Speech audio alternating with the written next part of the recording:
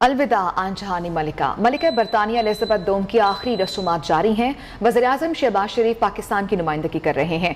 मलिका के ताबूत को क्वीन कंपनी के जवानों का एक ग्रुप नेवी गन कैरेज लेकर गया। वहां से मलिका के ताबूत को वेस्टमिनिस्टर हॉल के मगरबी गेट पर लाया गया। शाम 4 बजे बरतानवी कौमी तराने के साथ मलिका एलिजाबेथ दोम की आखिरी रसूमात की सर्विस इख्तिताम पजीर हुई। फिर मलिका की मैयत वेलिंगटन आर्च पहुंचा दी गई। रात 11:30 बजे मलिका एलिजाबेथ दोम की तदफीन की रस्म होगी। मलिका एलिजाबेथ दोम की तदफीन उनके शौहर शहजादा फिलिप के पहलू में विंडसर किले में की जाएगी। अमरीकी सदर जो बाइडन समेत दुनिया भर से सरबराहान मुमलिकत और 500 से जायद आलमी रहनुमा मलिका एलिजाबेथ दोम की आखिरी रसूमात में शरीक हैं।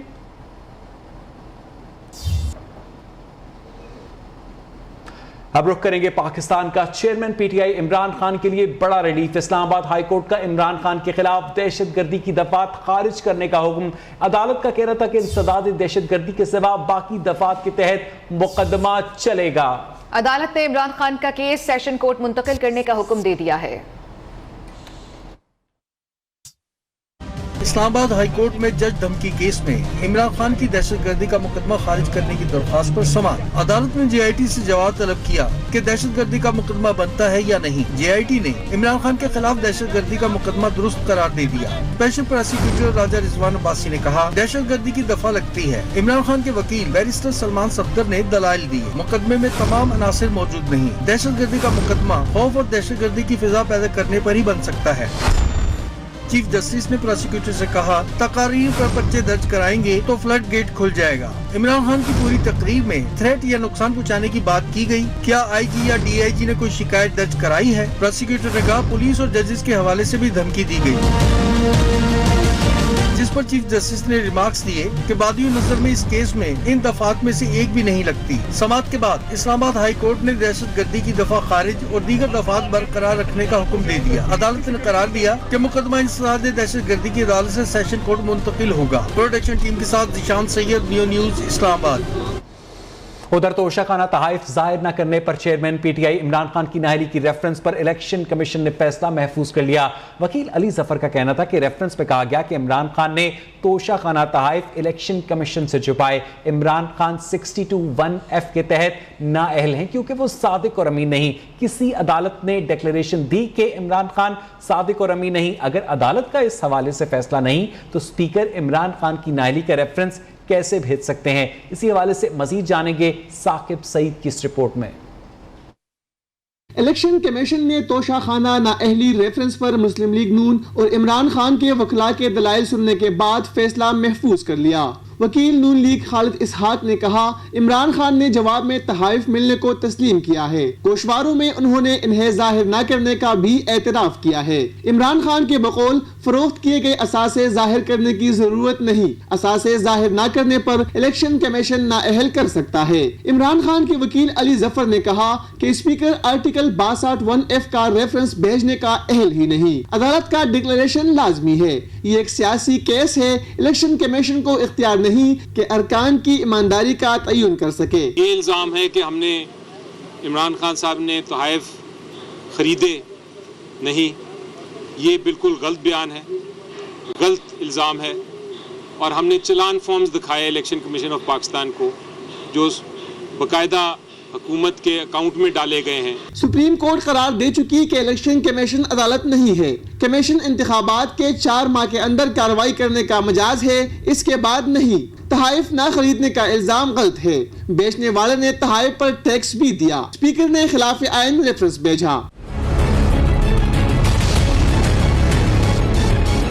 मोहसिन शाहनवाज रांझा ने कहा कि हमारा सादा सा सवाल था, इमरान खान ने तहाइफ गोशवारों में क्यों जाहिर नहीं किए? आपने हल्फनामा जो दिया है वो झूठा है और आपने जो रकूम या जो तहाइफ हासिल किए हैं तोशा खाने से वो आपने अपनी statement of asset and liability में जाहिर नहीं किए। इलेक्शन कमीशन ने फरीकैन के वकला के दलाइल मुकम्मल होने पर इमरान खान नाअहली रेफरेंस पर फैसला महफूज कर लिया। प्रोडक्शन टीम के साथ साकिब सईद, न्यू न्यूज, इस्लामाबाद। लाहौर में वफाकी वज़ीर इत्तलात मरियम औरंगजेब और जावेद लतीफ़ के खिलाफ दहशतगर्दी का मुकदमा दर्ज कर लिया गया। वफाकी वज़रा के खिलाफ मुकदमा ग्रीन टाउन थाने में दर्ज किया गया है। मुकदमे में चेयरमैन तहरीक इंसाफ इमरान खान के खिलाफ मजहबी मामलात पर गलत बयानी करके अवाम को इश्तियाल दिलाने का इल्जाम आयद किया गया है। मुकदमा जामे मस्जिद आयशा सिद्दीक़ा बागड़ियाँ के इमाम इरशादुर रहमान की मुद्दत में दर्ज किया गया। इस्लामाबाद हाईकोर्ट के चीफ जस्टिस अता मिनल्ला ने साबिक चीफ जज गिलगित बल्तिस्तान राना शमीम के खिलाफ तौहीन अदालत केस में नया बयान हल्फी जमा करवाए जाने पर अटॉर्नी जनरल ऑफ पाकिस्तान को मुआवरत के लिए तलब कर लिया है। दौरान समाअत राना शमीम अपने वकील लतीफ आफरीदी के हमरा अदालत में पेश हुए।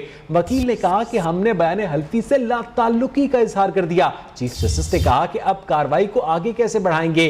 क्या राना शमीम बगैर किसी दबाव के बयान हल्फी से लाताल्लुकी कर रहे हैं? अदालत ये यकीन दहानी करेगी कि नया बयान हल्फी रज़ाकाराना तौर पर दिया गया। अदालत ने मुआवरत के लिए अटॉर्नी जनरल को तलब करते हुए मजीद समाअत 29 सितंबर तक मुलतवी कर दी।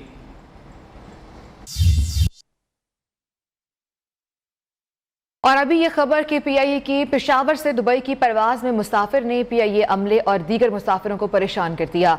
मुसाफिर ने अचानक जहाज की खिड़की के शीशे पर लात मार दी, शीशे को नुकसान पहुंचाया। दुबई एयरपोर्ट पर लैंडिंग के बाद एयरपोर्ट पर मौजूद सिक्योरिटी स्टाफ ने मुतल्लिका मुसाफिर को गिरफ्तार कर लिया, अगले रोज डिपोर्ट भी कर दिया। इसी पर तफसीलात जान लेते हैं। नुमाइंदा न्यू न्यूज़ खुर्शीद रहमानी हमारे साथ मौजूद हैं। खुर्शीद, बताइएगा ये वाक़या कैसे पेश आया? पीआईए की पेशावर से दुबई की परवाज में मुसाफिर ने पीआईए अमले और दीगर मुसाफिरों को परेशान किया। मुसाफिर ने अचानक जहाज की खिड़की के शीशे को लात मारी, जिससे शीशे को जो है वो कुछ नुकसान पहुंचा। दुबई एयरपोर्ट पर लैंडिंग के बाद एयरपोर्ट पर मौजूद सिक्योरिटी स्टाफ ने मुतल्लिका मुसाफिर को गिरफ्तार कर लिया, अगले रोज डिपोर्ट कर दिया। तर्जुमान पीआईए का कहना है कि जहाज का कैबिन क्रू हंगामी बुनियाद पर इस मुसाफिर के पास पहुंचा, इसको रोकने की भरपूर कोशिश की। मुसाफिर ने कैबिन क्रू इमरान जावेद और कैप्टन पर अटैक करने की कोशिश की। जहाज के सीनियर पर्सन ने पेश आने वाले वाक़े की तमाम तफसीलात में पायलट को और कमांडर्स को जो आगाह कर दिया। जहाज के कप्तान ने फौरी तौर पर वायलेंट मैनेजर को काबू करने की हिदायत भी जारी कर दी गई है। जी ठीक है, बहुत शुक्रिया आपका खुर्शीद। अब आपको बताएं कि रहनुमा पीटीआई फवाद चौधरी का कहना है कि नून लीग के वुज़रा ये कह रहे हैं कि लंदन में नए आर्मी चीफ की तकर्रुरी के ज़िम्मे शहबाज शरीफ और नवाज शरीफ की मुलाकात हुई है। नवाज शरीफ नए आर्मी चीफ का फैसला करेंगे।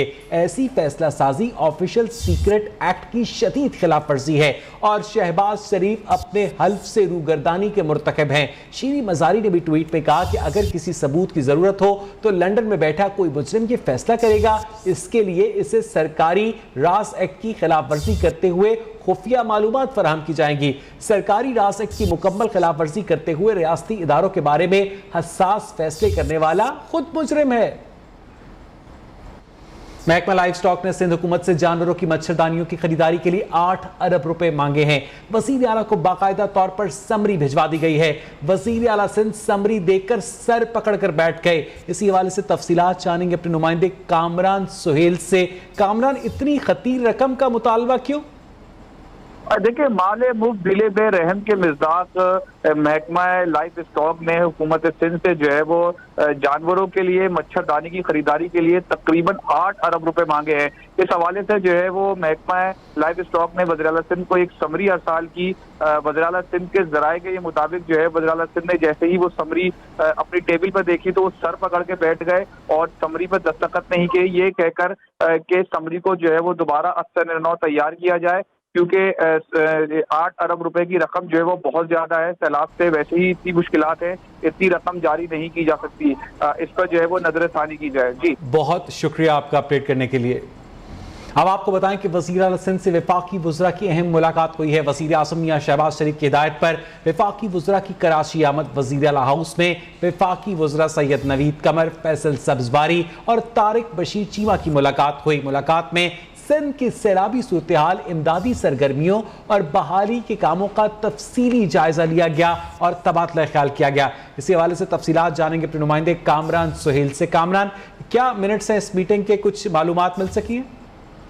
देखिए, वज़ीर आला सिंध के साथ जो है वो वफाकी वुज़रा की एक बड़ी बैठक आज वज़ीर आला हाउस के अंदर हुई है, जिसमें जो सैलाब की जो सूरत हाल है, इमदादी सरगर्मियों और बहाली के हवाले से जो है वो तबादला ख्याल किया गया।